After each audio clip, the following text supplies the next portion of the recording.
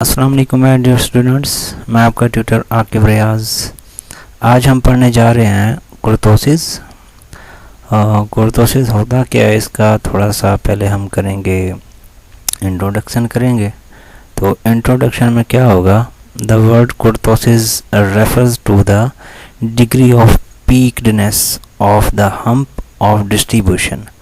मतलब जो कुर्तोसिस है वो हमें क्या बताता है, ये जो मैंने आपको ए बी और सी जो तीन ग्राफ ड्रा करवाए हैं ना, इसकी ये जो हम्प बन रही ना, ये वाली जो पीकनेस बन रही है, ठीक है ना, ये इसके फर्स्ट केस की पीकनेस है, ये इसके सेकंड केस की ये पीकनेस आ रही है, और ये हमारे पास इसका थर्ड केस की पीकनेस आ रही है। तो तीन तरह के हमारे पास जो इसके केसेस होते हैं। तो इसकी जो पीकनेस होती है ना, या फिर हम कह सकते हैं उसकी जो डिस्ट्रीब्यूशन होती है, वो हमारे पास कुर्तोसिस होता है। इसमें मेजर्स ऑफ कुर्तोसिस मतलब आप कैसे फाइंड करेंगे कि आपके पास कुर्तोसिस फाइंड करने का तरीका क्या है। तो इसमें चंद एक चीज़ें आपने याद रखनी है। पहली जो चीज़ है वो आपके पास है बीटा 2 है। बीटा 2 आपके पास क्या होता है, म्यू 4 ओवर म्यू 2 का स्केयर। म्यू 4 और म्यू 2 क्या होगा, वो हम जब क्वेश्चन सॉल्व करेंगे उसमें आपको खुद ही पता चल जाएगा। म्यू 4 एक्चुअली इसका मतलब ये होता है फोर्थ मोमेंट होता है अबाउट मीन, ठीक है। फोर्थ मोमेंट आपने फोर्थ मोमेंट तक फाइंड करना होता है। इसी तरीके से हमने म्यू 2 वो मतलब उसका क्या होगा, सेकंड मोमेंट अबाउट मीन। तो हमने जो क्वेश्चन होगा उसका सेकंड मोमेंट भी फाइंड करना होगा। और इसमें तीन केसेस होते हैं। अगर आपने ये म्यू 4 फाइंड किया है, म्यू 2 फाइंड किया, उसका स्केयर फाइंड किया, उनको डिवाइड किया है, अगर तो बीटा 2 की वैल्यू आपके पास 3 आ जाती है, तो देन आपके पास जो केस बनेगा वो कौन सा होगा, जो ये कर्व बनेगी वो आपके पास होगी नॉर्मल कर्व। नॉर्मल कर्व का दूसरा नाम मेसोक्रोटिक कर्व भी है, ठीक है ना। जो आपके पास फर्स्ट केस है, जब बीटा 2 इज इक्वल टू 3 आएगा, देन आपके पास जो केस बनेगा वो कौन सा होगा, वो नॉर्मल होगा। मतलब जो कर्व बनेगी वो नॉर्मल कर्व होगी, या फिर आप उसको दूसरा नाम दे सकते हो मेसोक्रोटिक कर्व। सेकंड, अगर बीटा 2 आपके पास 3 से ग्रेटर हो जाता है, 3 से क्या हो जाता है, बड़ा हो जाता है, देन जो कर्व आपके पास होगी वो क्या होगी, लिपोक्रोटिक कर्व होगी। मतलब इस टाइप की कर्व होगी कि उसमें 3 से वो क्या हो जाता है, वो बड़ा हो जाता है। मतलब बीटा 2 अगर 3 से बड़ा हो जाता है, जो आपके पास कर्व होगी वो लिपोक्रोटिक कर्व होगी, ठीक है। थर्ड केस आपके पास क्या है, बीटा 2 अगर 3 से छोटा हो जाता है, लेस देन हो जाता है, देन आपके पास जो कर्व होगी वो क्या होगी, प्लेटोक्रोटिक कर्व हो गया, ठीक है। वो इस टाइप की कर्व होगी, सबसे वो नीचे आ जाएगी, ठीक है। तो तीन केसेस आपके पास हैं। ये चीज़ याद रखनी है कि बीटा 2 आपके पास ग्रेटर देन है, लेस देन है, या फिर इक्वल आपके पास आ जाता है, तो उसके मुताबिक ये कर्व बनेगी। तो क्वेश्चन हमारे पास है, find the measures of kurtosis based on the moment for the following data. हमारे पास एक डाटा दिया है, x की वैल्यूज़ गिवन है और f की वैल्यूज़ गिवन है। उसने बोला आपने क्या फाइंड करना है, कुर्तोसिस फाइंड करना है, ठीक है, बेस्ड ऑन द मोमेंट। अब कुर्तोसिस, इसमें क्वेश्चन ये भी कह सकता है कि आपने जो कुर्तोसिस फाइंड करना है वो अप टू आपके पास या उसके 4 मोमेंट्स तक फाइंड करें या 6 मोमेंट्स तक फाइंड करें, ठीक है। लेकिन हमने जो कुर्तोसिस फाइंड किया वो हमने क्या फाइंड किया था, बीटा 2 तक, और बीटा 2 तक हमने मैक्सिमम जो हमने फाइंड किया था ना, उसका मोमेंट्स 4 थे।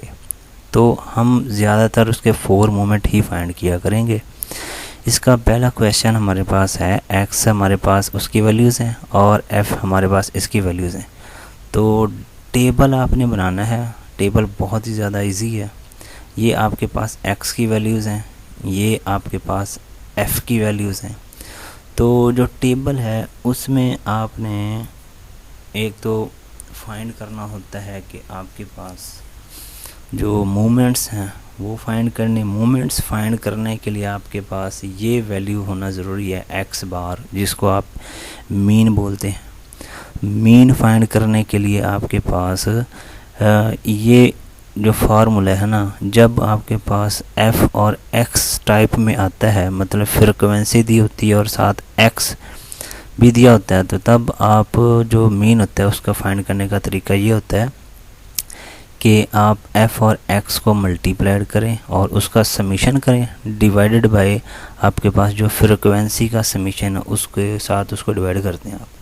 तो आपने सबसे पहले तो x बार निकालना है कि x बार कितना आएगा। उसके लिए आपको fx, ये जो fx है, ये fx है, इसको आपको मल्टीप्लाइड कराना पड़ेगा। मतलब f और x की वैल्यूज़ को मल्टीप्लाइड करवाते जाएं। ये 2 है, 1 ज़रा आपके पास ये 2 आएगा, 3 3 ज़रा आपके पास 9, 4 7 ज़रा 8, 5 3 ज़रा 15, 6 1 ज़रा आपके पास 6 आएगा। तो इसमें क्या है कि आपने समीशन फाइंड करना होता है, तो आप इन तमाम वैल्यूज़ का सम लें, वो आपके पास 60 आएगा। इसी तरीके से आपके पास समीशन f फ्रिक्वेंसी का सम फाइंड करेंगे, वो आपके पास 50 आएगा। इनको डिवाइड करेंगे तो वो हमारे पास क्या आएगा 4। अब हमने फाइंड मीन करना है, तो मीन के लिए क्या होता है कि आपने x की वैल्यू में से जो x बार जो मीन आई है ना, आपने वो वैल्यूज़ को माइनस करते जाना है।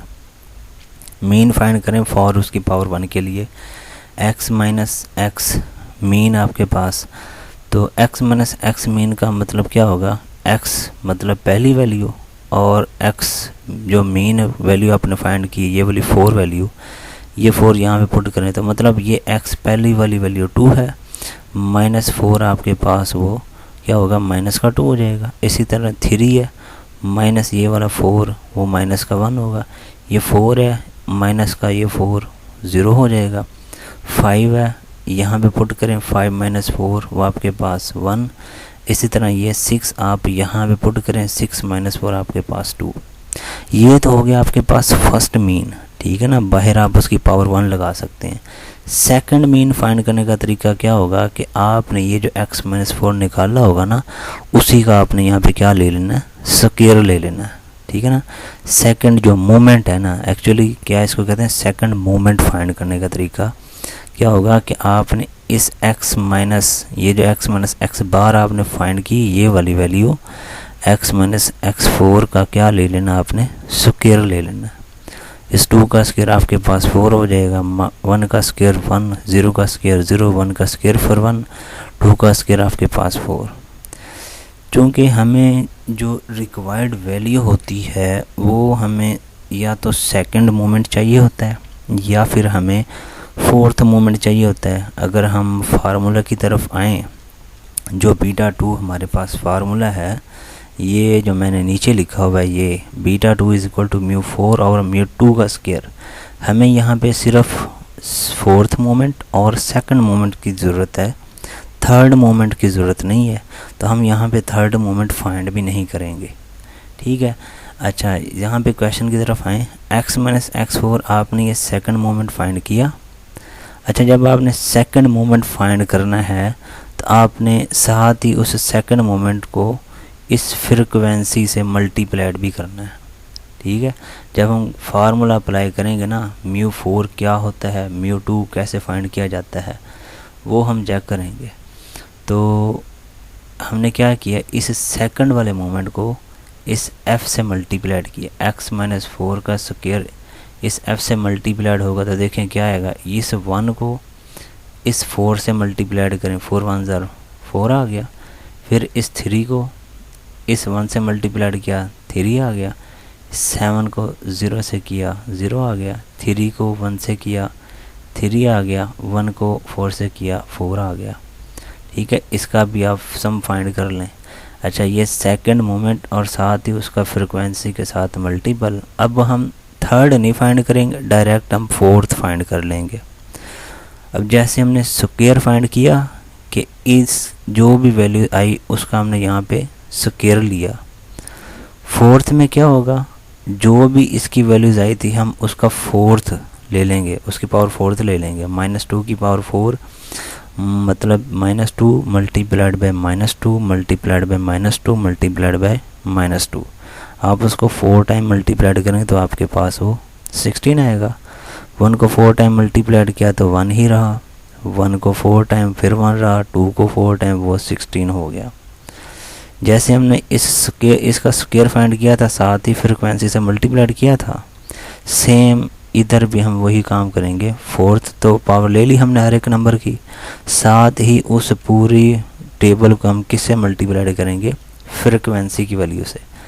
तो देखें, पहला नंबर आपके पास 1 मल्टीप्लाइड बाय 16, वो आपके पास 16 आया। 3 मल्टीप्लाइड बाय 1 3 आया।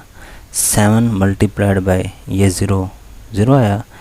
ये 3 मल्टीप्लाइड बाय 1 3 आ गया, और 1 मल्टीप्लाइड बाय 16 वो 16 आया। जैसे हमने इस फ्रिक्वेंसी का मल्टीपल ऑफ स्क्वायर वाले मोमेंट से मल्टीपल किया, उसका समीशन फाइंड किया, सेम हम इसका भी समीशन फाइंड कर लेंगे। अब आए ज़रा इसके फार्मूले की तरफ। बीटा 2 आपके पास होता है μ4 और μ2 का स्क्वायर। अब यहाँ पे बात ये है कि μ4 क्या होता है और μ2 क्या होता है।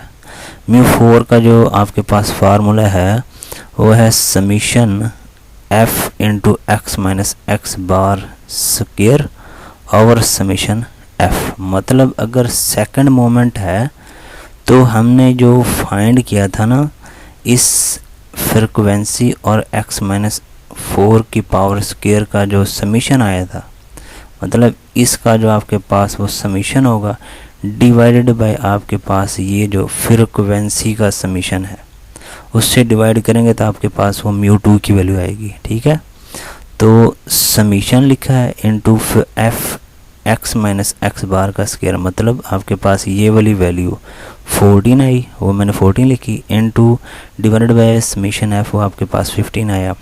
तो इसको डिवाइड करें आपके पास ये वैल्यू आएगी, सेम एज इट इज़ 4। अगर 2 था तो हमने ये 2 वाली वैल्यू को लिखा यहाँ पे, अगर 4 होगा ये 4 तो हम ये फोर्थ वाली टर्म लिखेंगे। तो इसमें हमारे पास फोर्थ में क्या होगा, summation f into x minus 4 की जगह पे आप वो x बार लिख सकते हैं, मीन लिख सकते हैं, फ़र्क नहीं पड़ेगा, आप चाहे यहाँ पे 4 ही लिख लें। मैंने जस्ट इसको जनरल फॉर्म में यहाँ पे लिखा है, आप भी यहाँ पे जनरल फॉर्म में लिख सकते हैं जैसे मैंने यहाँ पे ये लिखा था, कोई फ़र्क नहीं पड़ेगा, कोई मसला नहीं है। तो summation f into x minus x bar की power 4 divided by summation f। तो जो फोर्थ आपके पास आया था मल्टीप्लाइड बाय फ्रिक्वेंसी से, उसका जो समीशन आया था 38 आया था, डिवाइडेड बाय 15, तो आपके पास ये। तो देखिए आपने μ4 भी फाइंड कर लिया, μ2 भी फाइंड कर लिया।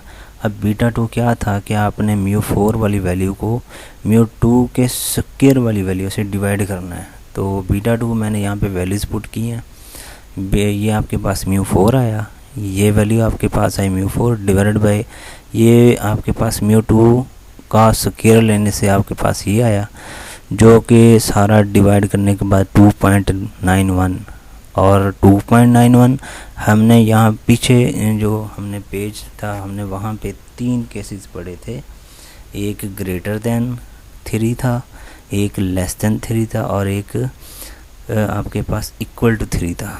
तो यहाँ पे ये केस बनता है लेस देन 3 का, क्योंकि जो 2.91 है वो 3 से क्या आया है, लेस देन 3, वो 3 से कम आया है। अगर वो 3 से कम आता है, ठीक है, तो उसकी जो कर्व बनती है वो कौन सी होगी, वो हमारे पास होती प्लेटेक्रेटिव कर्व होगी। ठीक है, या इसको कह सकते हैं सो इट इज़ प्लेटेक्रेटिव डिस्ट्रीब्यूशन हमारे पास ही आएगी। तो जस्ट इतना सा क्वेश्चन है, यहाँ पर वो क्वेश्चन ख़त्म हो जाता है। लास्ट में वो पूछेगा कि बीटा 2 जो है आपने जब फाइंड कर लिया तो कर्व कौन सी बनेगी। तो वो कर्व जो बनेगी उसके लिए आपको वो 3 केसेस माइंड में रखना पड़ेंगे, जिसमें बीटा 2 इक्वल टू 3 है, लेस देन 3 है, या ग्रेटर देन 3 है, उसके लिए कौन सी कर्व बनती है, वो 3 केसेस आपको माइंड में रखने पड़ेंगे। बाकी आपके सामने ये क्वेश्चन है, बहुत ही ज़्यादा आसान है।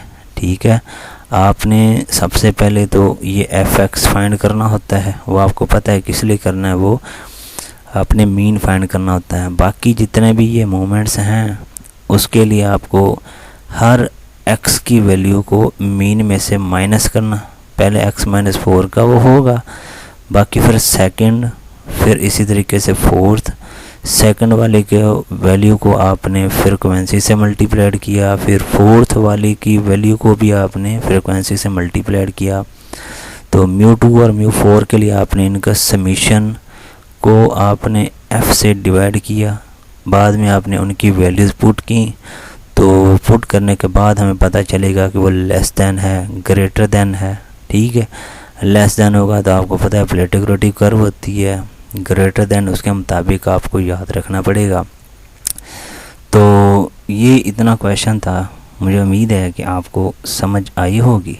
अगर आपको कहीं से इस क्वेश्चन की समझ नहीं आई तो आप कमेंट में जाके पूछ सकते हैं।